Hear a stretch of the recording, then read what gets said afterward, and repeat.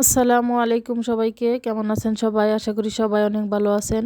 আল্লাহর অশেষ রহমতে আমি অনেক ভালো আছি আলহামদুলিল্লাহ। নতুন আরও একটা ভিডিও দিয়ে আজকে ব্লগটা শুরু করলাম। আপনারা যে যেখান থেকে আমার এই ভিডিওটা দেখতেছেন, আপনাদের সবার কাছে আমার একটা রিকোয়েস্ট, আপনারা প্লিজ আমার ভিডিওটা সম্পূর্ণ দেখার চেষ্টা করবেন, টেনে টেনে দেখবেন না।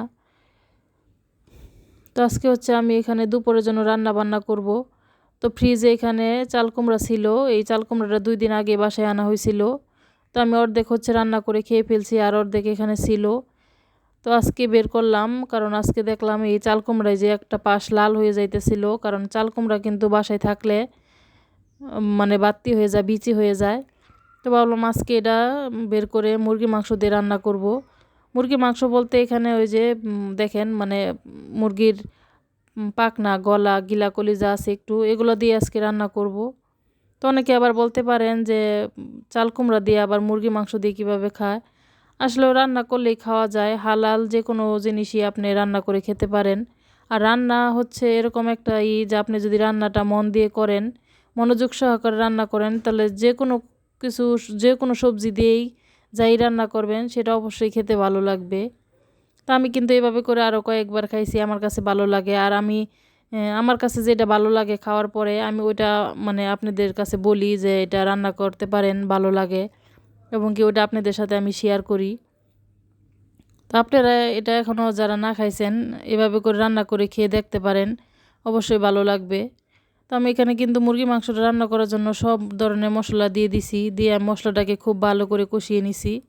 এখন আমি মুরগির মাংসটা দিয়ে দিব। মুরগির মাংসটা দিয়ে মশলার সাথে নেড়ে চেড়ে তারপর ঢাকনা দিয়ে ডেকে কিছুক্ষণ কষিয়ে নিব।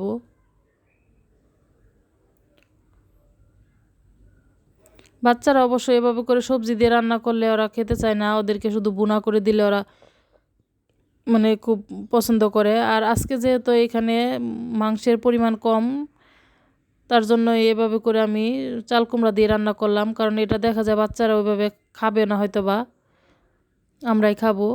তো তার জন্য আমি এভাবে সবজি দিয়ে রান্না করলাম। তো আমি কিন্তু এখানে মুরগি মাংসটা ভালো করে কষিয়ে নিছি। এখন এখানে চাল কুমড়াটা দিয়ে দিব। চাল কুমড়াটা দিয়েও আমি ভালো করে মুরগি মাংসের সাথে নেড়ে চেড়ে মিশিয়ে নিব। তারপরে ঢাকনা দিয়ে ডেকে একটু কিছুক্ষণ কষিয়ে নিব আবারও। আর চাল কুমড়াটা কিছুক্ষণ কষানোর পরে কিন্তু দেখবেন মানে নরম হয়ে আসবে। এটা আমি ঢাকনা তুলে নিলাম, আর আমার চাল কুমড়াগুলো কিন্তু কিছুক্ষণ কষানোর কারণে মানে অনেকটাই নরম হয়ে গেছে। কারণ চাল কুমড়া যেহেতু নরম একটা সবজি, এটা রান্না করতে কিন্তু তেমন একটা বেশি সময়ও লাগে না। তো আমি এখন ঝোলের জন্য পানি দিয়ে দিব এখানে।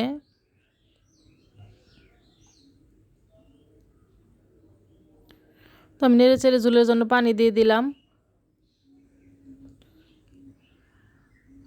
এখনই আমার তরকারি কালারটা দেখেন, মাশাআল্লাহ কতটা সুন্দর লাগতেছে। তো যাই হোক, আমি এখানে ঢাকনা দিয়ে ডেকে দিলাম, আর এই দিক থেকে আমি অন্য চুলায় ঢেঁড়স ভাজি বসিয়ে দিছি। তো একটু হলুদ দিয়ে দিলাম। আর আমার ঢেঁড়স ভাজিটাও দেখেন, ঢেঁড়স ভাজিটা কিন্তু অনেকে ভাজি করতে গেলে দেখবেন মানে বিজল বিজল হয়ে যায়, যেহেতু ঢেঁড়সের ভিতরে একটা বিজল বিজল ভাব আছে। কিন্তু আমার ঢেঁড়স ভাজি কিন্তু ওরকম হয় না, সবসময় জর্জরা হয়, একেবারে একটা আরেকটার সাথে ধরতে গেলে লাগে না। তো আমার ঢেঁড়স ভাজিটা হয়ে গেছে, এটা আমি একটা বাটিতে তুলে নিব। আর এই দিক থেকে আমার তরকারিটাও কিন্তু হয়ে গেছে, আমার ঢাকনাটা তুলে নিলাম। আমার তরকারিটা দেখেন আমি কিন্তু খুব বেশি ঝোল রাখি নাই, মানে মাখা মাখা রাখছি আর কি। তো আপনারাও কিন্তু এভাবে করে চাল কুমড়া দিয়ে মুরগি মাংস দিয়ে রান্না করে খেয়ে দেখতে পারেন, আশা করছি আপনাদের কাছেও ভালো লাগবে। তো ভালো থাকবেন সবাই, আল্লাহ হাফেজ।